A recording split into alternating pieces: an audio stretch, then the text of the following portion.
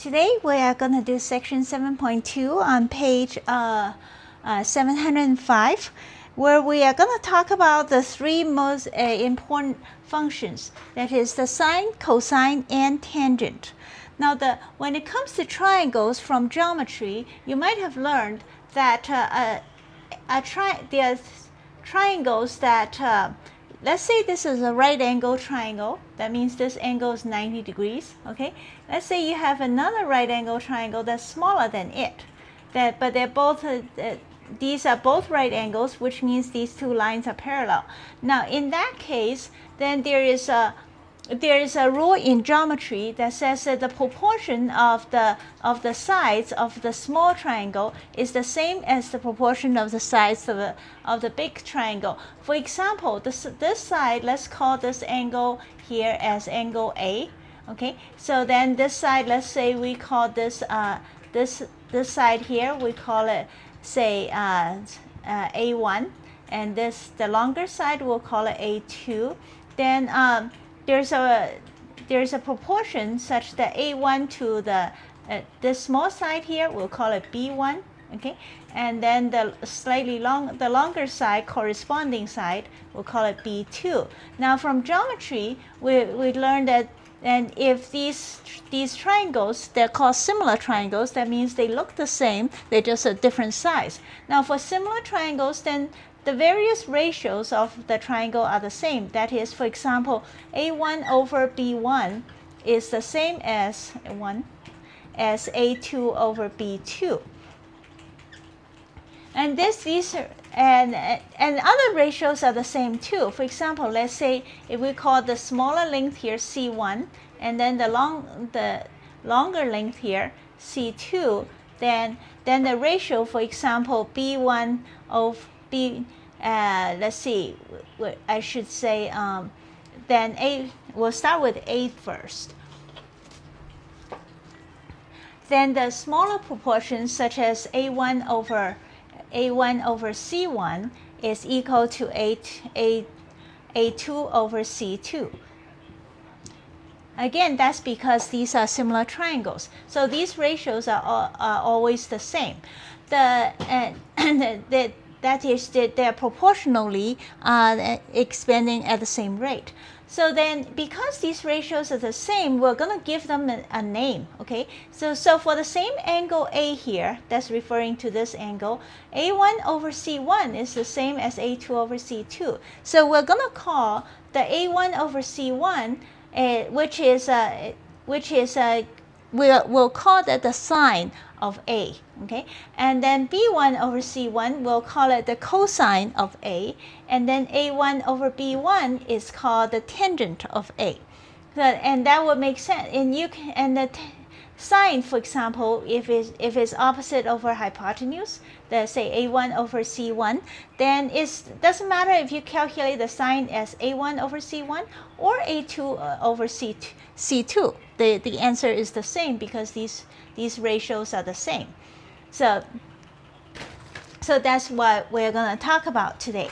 Now, to repeat what I said, okay, now we first give names of the different sides. Given our angle here, we'll call this angle A for now. Then this over here, which the angle faces, this is called the opposite side because it opposites the angle, okay? This side where the angle touches is called the adjacent side. Now this only makes sense when this is a right angle triangle. So I should make sure that this is a right angle, okay? Given that it is a right angle, then this length is called the opposite side of the triangle, and this is the adjacent side of the triangle, and the slanted side is called the hypotenuse. Now, as you remember from Pythagoras' theorem, this is adjacent side squared plus opposite side squared is equal to hypotenuse squared. Okay, we're not going to use that in this section, but I just want to bring that up because the Pythagoras theorem is the most important mathematical theorem that's ever been invented. Okay, so but anyway, right now we're not going to focus on that so much. We're just going to remember that this the thing that opposite the angle is called the opposite side, and the thing that's the side that's adjacent to the angle is called the adjacent side. And then that third side, the slanted side, is called the hypotenuse. And now, once you remember these 2 points specifically, then we're going to memorize. You need to memorize what is a sine. Sine, the sine function, or sine of A in this case. Okay, here's our angle. Sine of A is equal to opposite divided by hypotenuse. This is something you have to memorize. Okay, so that eventually you will know it in your sleep, because that's what we're doing. Our entire study. This course is called trigonometry. Trigonometry is about sine, cosine, and tangent. That is basically all it is for. So the first one that you always learn is sine. The sine of an angle is the opposite over a hypotenuse. So the next one we need to learn is that's just the name for it, okay? And it doesn't matter which opposite. You just if you have an angle like A, you just, okay, like this, you just drop down anywhere a perpendicular line, and then measure this length and measure the hypotenuse, and do the division like this, and that will give you the sine of the angle. Now the cosine is spelled as cos of the angle A here. Is defined as the adjacent over hypotenuse. So this is cosine, adjacent side over hypotenuse. I'm talking about the length here. Okay, when I say opposite, I'm talking about the length divided this way, and then cosine is adjacent over hypotenuse. So that these two are very important to remember. And then the last one you have to remember is the tangent. The tangent is equals to, the tangent is E of A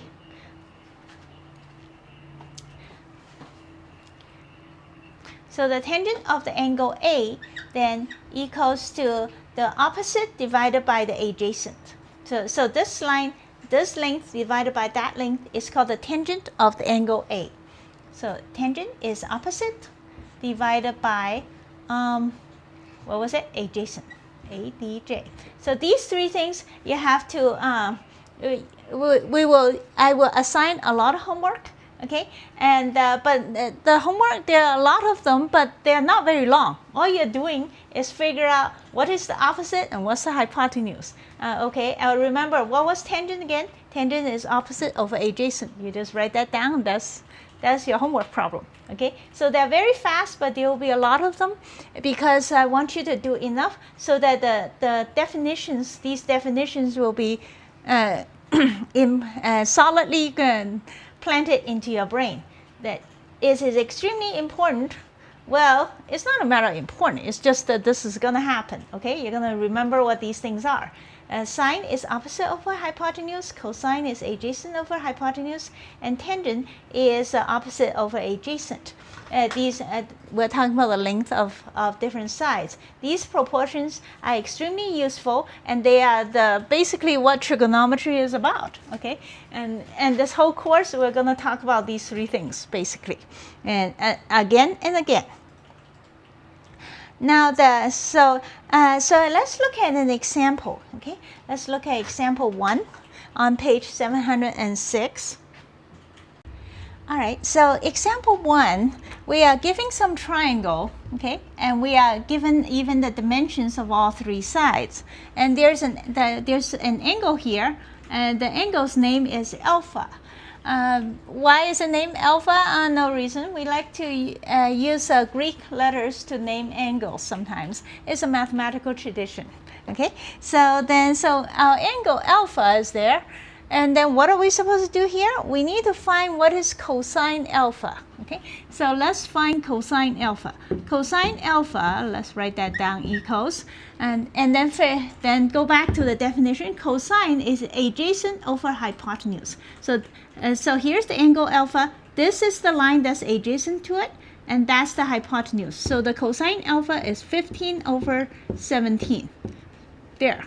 We're done with example 1.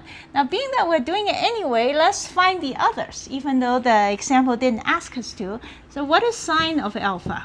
Sine of alpha is by definition, is opposite over hypotenuse. Now, what's opposite is that side, okay, it opposites it. So that's 8. Hypotenuse is always the slanted longest side of the triangle. So that's 17. So sine of alpha would then be 8 over 17. And then next, let's also calculate tangent alpha. Tangent alpha equals to opposite over adjacent. So the opposite of alpha is 8, adjacent is 15, so tangent alpha is 8 over 15. And that is, that's all three functions all found, okay? So that's that. Now the next thing that we need to, that should be mentioned, although I don't think these are not as important, but it's just something that you need to know, okay? And there's a tradition in math to give names to 1 over sine. That is, 1 over sine of an angle is called cosecant. This is towards the bottom of page 706. You have all these definitions. That is, okay, cosecant is 1 over sine, okay? Or put it this way, sine is 1 over cosecant. Yeah, it says right here, cosecant is 1 over sine. Secant is 1 over cosine, and cotangent is 1 over tangent. So what are those things for? They're not for anything. So for example, whenever you need to find the cosecant of something, okay, you just figure out what the sine is and then flip the ratio around. That's all you do with it. So, so right now that is not that critical. Well, right now I want to focus on sine, cosine, and tangent. Those are the three main ones. The other three, if you ever see them, just remember this rule, okay? That is these three are like second-class citizens. They're kind of there. They're not really that big a deal. So whenever you need to find any of these three things, you just find this. For example, if you need to find cosecant, then find out what the sine is, and then flip the ratio around. So yeah, we'll think about them a little later. Okay. So next, let's look at example 2 on the following page. So let's look at example 2 on the following page, where we have a certain triangle that, and then we need to figure out what all this, for alpha, what is sine alpha, cosine alpha, tangent alpha, and all that stuff. So here's the right angle. We have 3, 4, and 5, and this is alpha is the angle between the length 3 and 5. All right. So let's then do that. Now sine, first let's figure out what sine of alpha is. Sine of alpha equals to, sine is opposite divided by hypotenuse, okay? The side opposite is this side. The hypotenuse is always the longest side that faces the right angle. So it will be, so opposite divided by hypotenuse is 4 over 5. Now cosine, next we'll figure out what is cosine alpha. Cosine is adjacent over hypotenuse. What's adjacent is 3. So we will be 3, okay, over hypotenuse again is 5. So that's the cosine. And then tangent is equal to, tangent alpha is equal to opposite over adjacent. Opposite over adjacent, so that opposite is 4 and adjacent is 3, so it's 4 over 3. See, so if you have these rules written down on a piece of paper, and just if you ever feel like, oh, I don't remember which way is which, just refer to your paper, and these will work out right away. So opposite over adjacent should be the tangent alpha. So we have figured out the three main ones, and I want to make sure that I didn't say anything wrong here. You never know. Some sine, so sine's 4 over 5, cosine 3 over 5, tangent's 4 over 3. Okay, so far so good. Now the book wants us to also do the three minor things, which is okay. And the way to remember those three minor things, I have written down right here. What you do is you write down sine, cosine, tangent, around the U shape. Okay, here's my U. You write down sine, cosine, tangent, cotangent, secant, cosecant. And so you have the sine and then the co, right? And then tangent and the co, and then secant and the co. And at this, once you write it down in the U shape in this direction, okay, then you will line them up like this. And why? Because sine is 1 over cosecant, cosine is 1 over secant, and tangent is 1 over cotangent. That's how I memorized this when I was doing this stuff.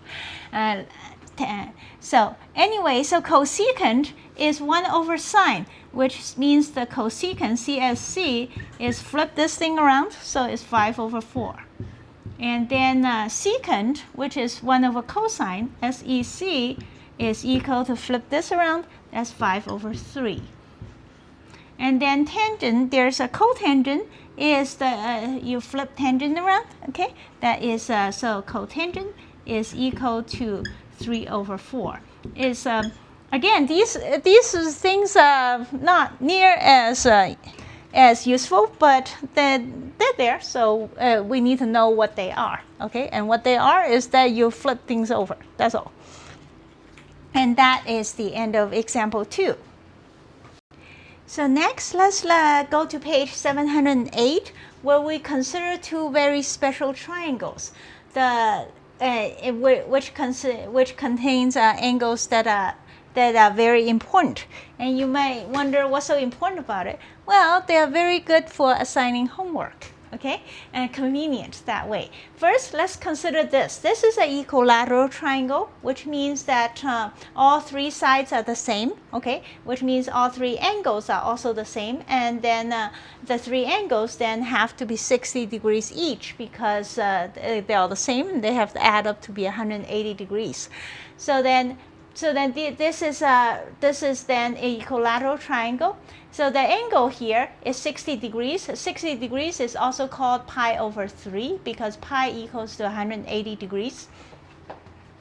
And right here, so if this is 60 degrees, this is a right angle, and a triangle has to be 180 degrees total, which means this has to be 30 degrees. All right, so and then this side is 2, okay, and then this side is just 1, because everything is perfectly the same. So the side that goes down to the middle is also the vertical line.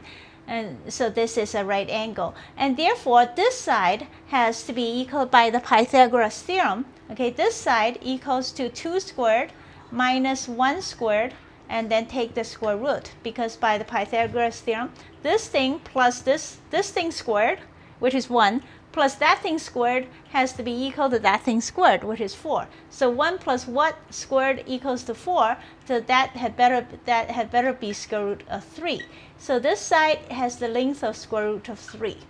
And that is a standard triangle which has a 30, 60, 90 degree triangle, has the short side being 1, the hypotenuse being 2, and then it's and then the other side is square root of 3. Now that is one special triangle, okay, that we will use a lot for homework purposes. So here's the other one. The other one is a triangle that has a right angle, and then each side has length of 1. So it's an isosceles triangle, okay, which means it has 2 equal sides, and then it has a hypotenuse, that's the side that faces the right angle. The hypotenuse, so each of these angles, being that they are, this is an isosceles triangle, that has a right angle, so that each one of these has to be half of 90 degrees. So each one is 45 degrees. And 45 degrees is also pi over 4, because pi is 180. So then we have this side, again by Pythagoras theorem, is 1 squared plus 1 squared, and then take the square root. So this side has to be the square root of 2. And so these are the 2 important triangles that we're going to do. And you need to memorize these triangles. And that is, one of them is the shortest side is 1 and the longest side is 2, and the third side you can either memorize the square root of 3 or do the math very quickly in your head. 2 squared minus 1 squared, and take the square root. That's square root of 3. And this is the same thing. When one, you memorize this is 1 and that's 1, so that side had better be square root of 2, okay, by the Pythagoras theorem. So that is, those are the two things that we need to memorize. And now that we have these two triangles introduced, and the next job we need to do is figure out what they are. And so let's look at example 3, okay, on page 709. Now example 3 wants us to find specifically concerning this angle, which is pi over 3. Pi over 3, being that pi is 180 degrees, pi over 3 is 60 degrees. So these two numbers mean the same thing. Now so we're supposed to work this thing out, okay? That's what example 3 wants us to do, which is fine. So let's start with sine. Sine of pi over 3 is equal to, let me see, okay, we'll put it in parentheses to be clear. Okay, so sine of pi over 3 is, what was sine again? Opposite over hypotenuse. So this is pi over 3, 60 degrees. Opposite over hypotenuse is square root of 3 over 2. So that's sine. Next, cosine of pi over 3 is, cosine is adjacent over hypotenuse, okay? So what's adjacent to the angle? The adjacent means next to it. So next to it is 1. So 1 over hypotenuse is 1 over 2. That's the second one. And then next, sine, cosine, and then tangent. I don't have space to write tangent down there, unfortunately. So I will write tangent over here. Yeah, maybe over here. So tangent is of, what was it, pi over 3. Pi over 3, which means 60 degrees. Tangent is opposite over adjacent. So tangent of this angle is opposite, which is 1/3. Square root of 3 divided by adjacent, which is 1. So tangent is equal to square root of 3 over 1, and that's just square root of 3. So those are the three main ones. Now the book wants us to do the three less important ones too. All right, so following this plan, okay, cosecant is reciprocal of sine. So let's write that here. Cosecant then, CSC of pi over 3 is then equal to, let's flip that over, that is 2 over square root of 3. Let's see, we'll worry about that later. And next, the secant is 1 over cosine, okay, flip cosine around. So then secant of pi over 3 is going to be equal to 2 over 1, which is just 2. Flip that around. And finally, cotangent, I'll write it here. Cotangent, cotangent is spelled as C-O-T. Cotangent of pi over 3 is, cotangent is flipping tangent around. See, this is, yeah, so let's flip tangent around. So that equals, here's tangent, so flip it around, it becomes 1 over square root of 3. And those are the 6 measurements for just this one angle. And we can do the same thing for all the other angles too. For example, sine of 30 degrees, which is 30 degrees is pi over 6, okay? Pi is 180. So that is, yeah. So anyway, so that is sine of 30 degrees will be 1 over 2, okay, because it's opposite over hypotenuse, and so on. Or let's put it this way, cosine of 45 degrees is adjacent over hypotenuse will be equal to 1 over square root of 2. And in the book, whenever the square root of 3 is on the bottom, they might want to, what is it called, rationalize? No? Anyway, they want to multiply by something to get rid of the square root of 3. And that is, and we might do that later, okay? But right now, that is not that critical. So you multiply by, say, square root of 3 on top and bottom, and then the answer will not have a square root on the bottom. You just have but the square root will stay on top. And that's where, that's where cosecant, see, the cosecant equals to 2 over square root of 3, but then you multiply it by square root of 3 on both top and bottom to get rid of the square root sign on the bottom, so then it end up being on top. The reason for doing that is because back in the day, that before there were calculators, dividing by a radical is very, very difficult. So people do that to make division done easier because they don't have a calculator. Nowadays it's not as critical, but we do the same thing out of habit, okay? Old habit dies hard. So that's the only reason to do that. All right, so as what we have seen here is sometimes some of the things are the same. That is, for example, let's consider we have figured out the sine of pi over 3, that is sine of 60 degrees, is square root of 3 over 2, because it's opposite divided by hypotenuse, that's sine of 60. But that is the same as cosine of 30, right? Because cosine of 30 is adjacent over 2 over hypotenuse, and being that that's the definition of cosine. Cosine is adjacent over hypotenuse, which means that the cosine of 30, cosine of the 30 degrees, which is pi over 6. So cosine of pi over 6 is equal to square root of 3 over 2. Well, in other words, cosine of pi over 6 is the same as sine of pi over 3. Because they're talking about the same thing, the exact same ratio. So that is because the two angles, the 30 degrees and the 60 degrees, add up to be 90 degrees. And so when that happens, then you have that relationship happening. Let's look at the next page, where it mentions this cofunction identities. That is just the fact that I don't know how important that is. This is on page 710, so please look at this briefly.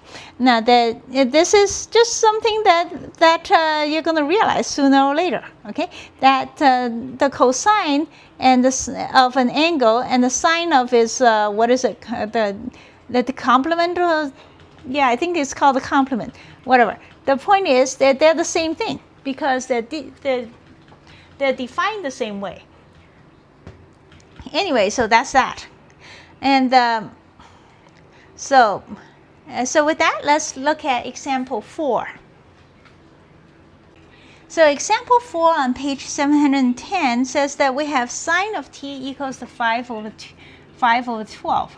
So this is given. We have sine of an angle t equals to 5 over 12. So we can draw that out. So the angle is 5 over 12.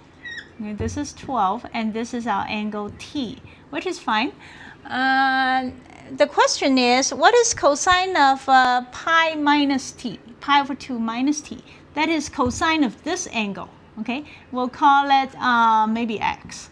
So we need to pi over 2 minus t is the other angle, right? Because these two angles, if this is a right angle, these two angles add up to be pi over 2. So the cosine of x, cosine of x by definition is adjacent over hypotenuse, says right here, okay?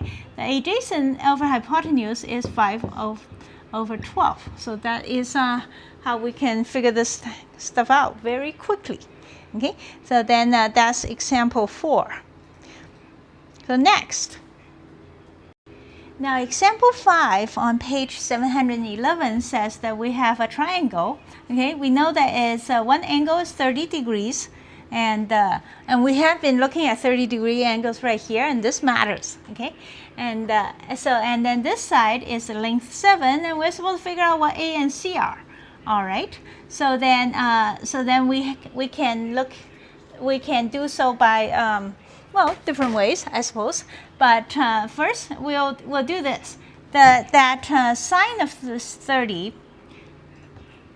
Okay, so being that this is the opposite one, 7 is opposite 30, so we'll use the sine to our advantage. So sine of 30 degrees which is equal to opposite divided by hypotenuse, set right here. Okay, and opposite is 7 divided by hypotenuse is c, and then we already know what sine of 30 is. Sine of 30 is, from this diagram that we learned, is opposite over hypotenuse is 1 over 2. Okay, so let's write that down. This is equal to 1 over 2. So 7 over c equals 1 over 2. So we'll solve for c by move c up here onto the equation. I'll write the 1 over 2 over here. Okay, so then to solve for c, move c across the equal sign up to the top, c, and then move the 2 across the equal sign to the top. That's called cross multiplying or something, which multiply by 7, and that gives 14. So c should be equal to 14. And then the next thing we can need to calculate is what is a. Now to calculate a, we can a is adjacent to 30, so we'll use the adjacent formula, which is cosine. So cosine of 30 degrees is going equal to a over c, okay, which is a over c. We know that is 14. So, and in the meantime, we also know that cosine from over here. What is cosine of 30? Cosine is adjacent over hypotenuse, right? Cosine is adjacent over hypotenuse. So adjacent over hypotenuse of 30 degrees is square root 3 over 2.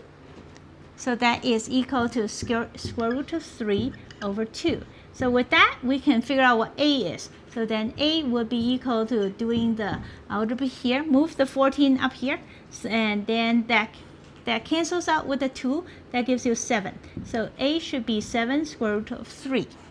All right, so let me check to see if this is correct. A is, what does it say?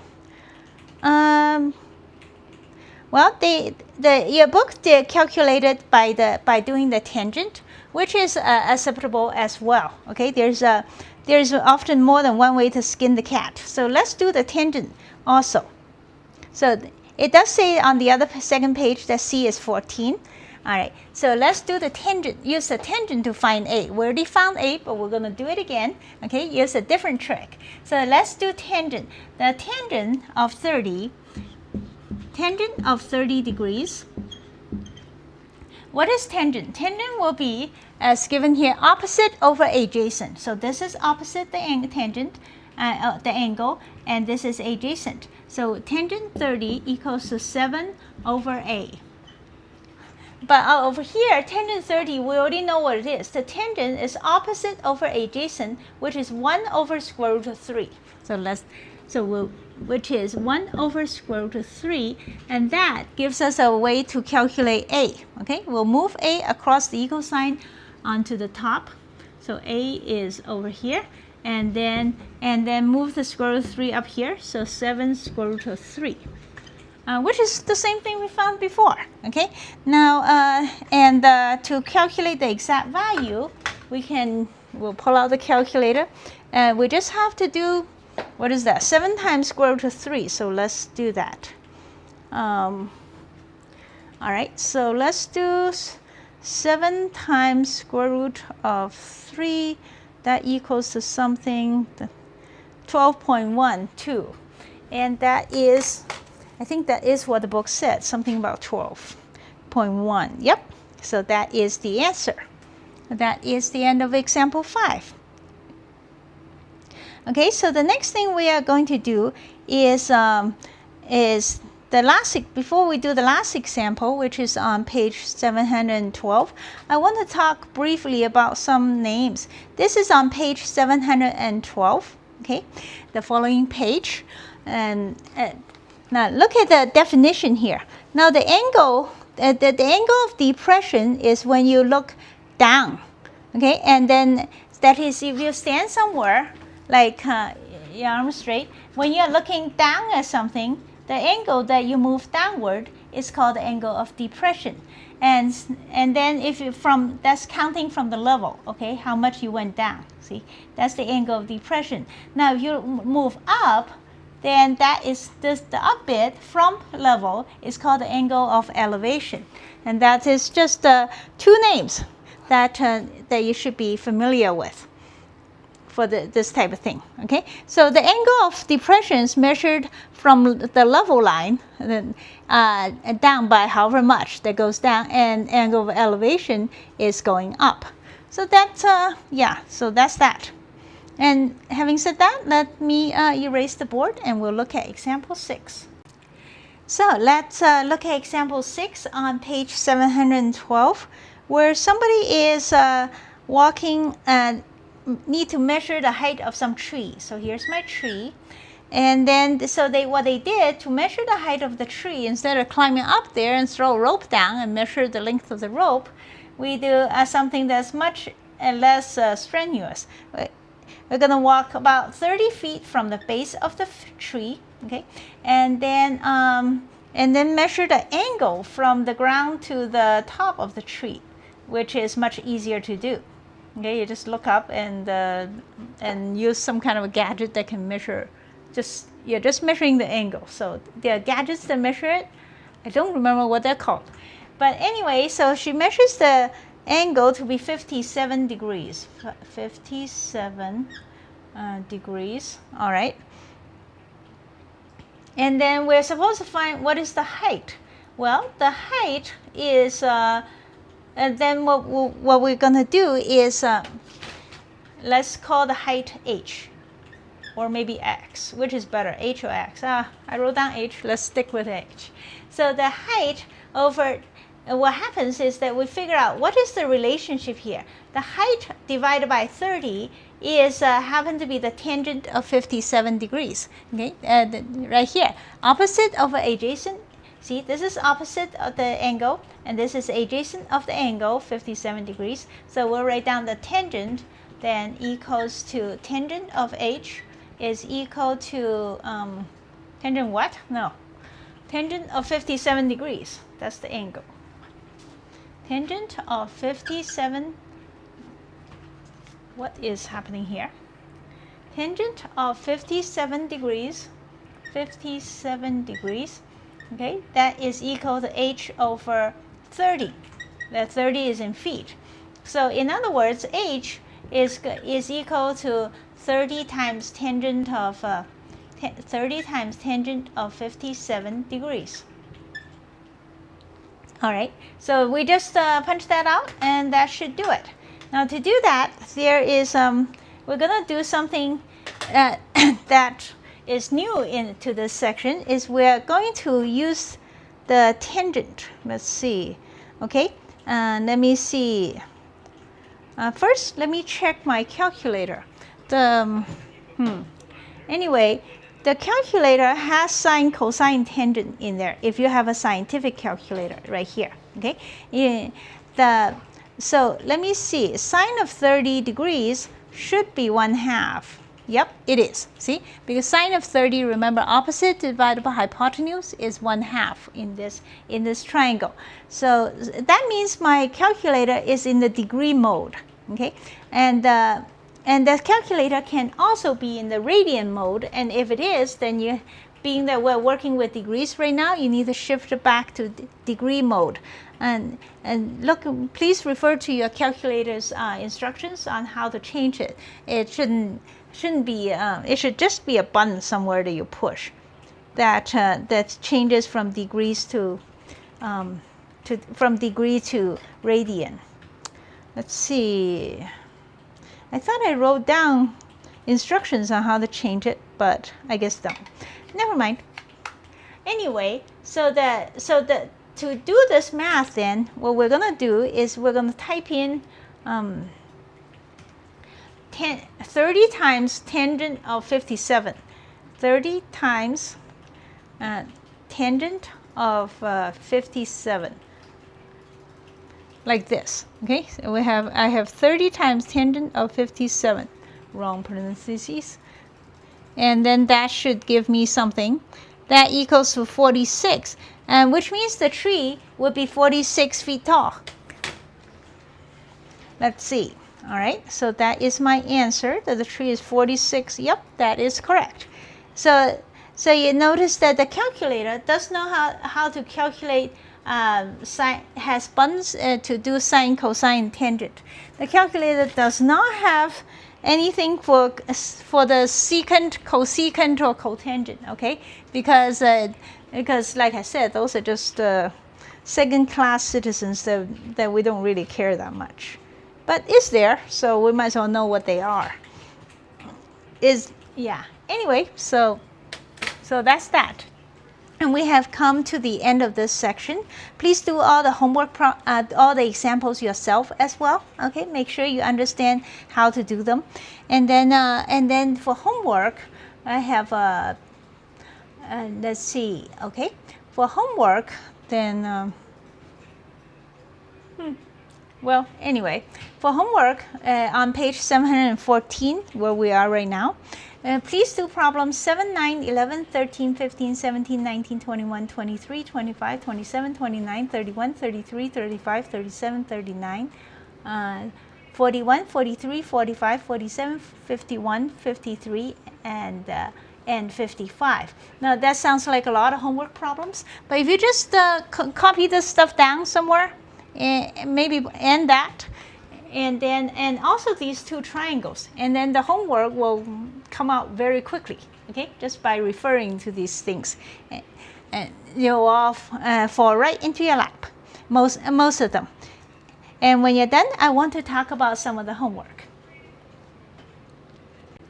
Now that you're done with the homework, let's look at problem 45 on page 716. We have this triangle situation. We just have to find x, all right? So this angle, we are given certain information. This is 119, and this angle is 70. And then this angle here is 26. Okay, that's about it. We are supposed to find x. So we're gonna find this. We're also gonna find a, okay, because it will help us find x. Now to find, and then the first thing we're gonna find is, I guess we'll find a, okay. The relationship between a and 119 is that would be tangent, right? Because this is in terms of the angle 70. See, the tangent is opposite over adjacent. Right? So then tangent 70, we have this relationship. Tangent 70 is equal to 119 divided by a. And so with that, we know what a is. A then equal to 119. We'll put a up here, push tangent across the equal sign down, divided by tangent 70. Tangent 70 is a number that we can punch out on the calculator. So that would be equal to, so that equals something, but we'll think about that a little later. Now the next thing we need to figure out is that what is tangent of 26 degrees? Because this side over divided by this whole thing will be tangent of 26. So let's write that down. Tangent of 26 degrees will be equal to 119 divided by the whole length here, okay? Because that's the adjacent side of the angle 26 in this triangle, because we're only considering triangles that has right angles. So then this is 119 opposite, okay? Tangent is opposite over adjacent, so 119 divided by a plus x. Now at this point, we know what a is. I just haven't punched it out yet, but we do know what it is. A is this thing right here. Okay, and then so then we know how to find x in this equation. So solving for x in here, we have then move the a plus x up here, push tangent 26 down, okay, across the equal sign, which gives us a plus x equal to 119 divided by tangent 26.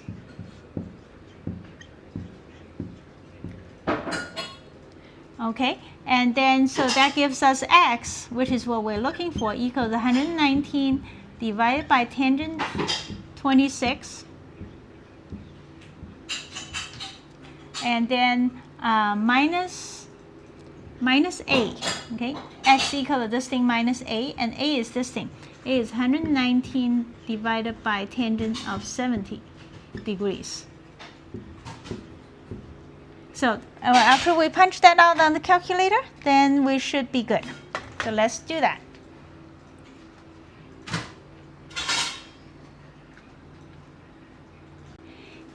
So let's punch it into the calculator. So first we have x equal to 119 divided by tangent, push tangent of 26, and then close parentheses, minus 119 divided by tangent of 70. Let's get rid of that, 70, and that should give us something. Yep, 200.67, and let's see, that is correct. So that is the right answer. And we're just using the tangent as a trick to calculate this stuff. Okay, we calculate the whole length and then subtracted the extra bit to figure out what we're looking for. So that's problem 45. Next, let's consider problem 47. On page 716, a radio tower is located 325 feet from a building. All right, so here's our tower, and the distance here is 325. All right, so I will write that down. This is 325 feet. Okay, now a person determines that the angle of elevation to the top of the tower is 43 degrees. So like that, this angle is 43. And then the angle of depression to the bottom of the tower is 31 degrees. So this is 31, okay, I'll write it here, 31 degrees. Okay, so that refers to this angle here. And the distance is 325, but maybe I should write it somewhat differently. Okay, let's see. So we'll write it as 325, 325. That's the distance. Oh, so here's the guy, okay, his eyeball. Here's the guy's eyes.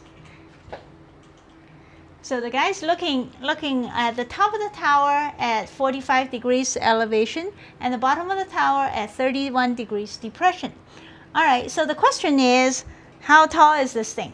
All right, so then we will consider the height of the tower will be equal to this part, okay, we'll call it A, and this part we'll call it B. Now so what is the relationship of A? Well, let's consider A first. How does A and the angle and this 325 relate? That is the tangent, okay? Because tangent is, says opposite over adjacent. See, the opposite over adjacent would be the tangent 43. So let's write that down. So tangent 43 degrees is equal to A over 325.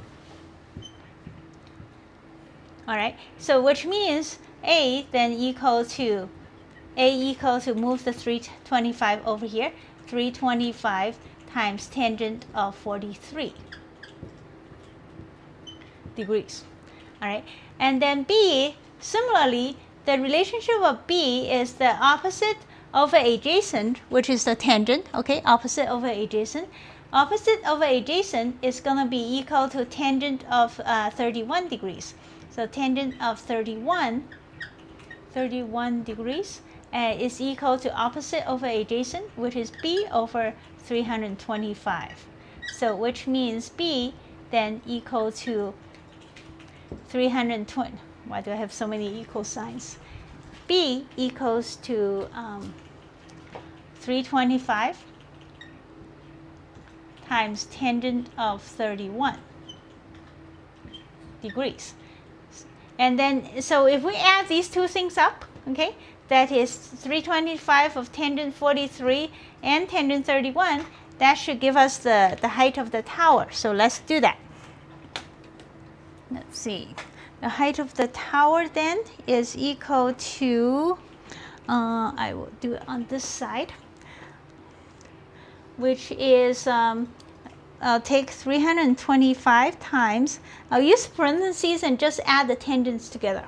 And because 325 is being multiplied by both. So times tangent of 43 plus tangent of 31.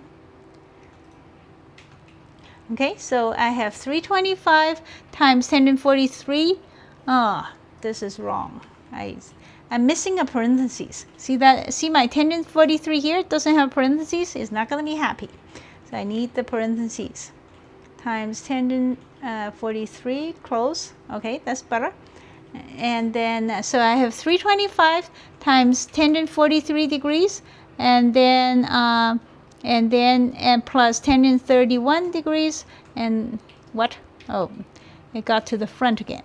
And then close parentheses.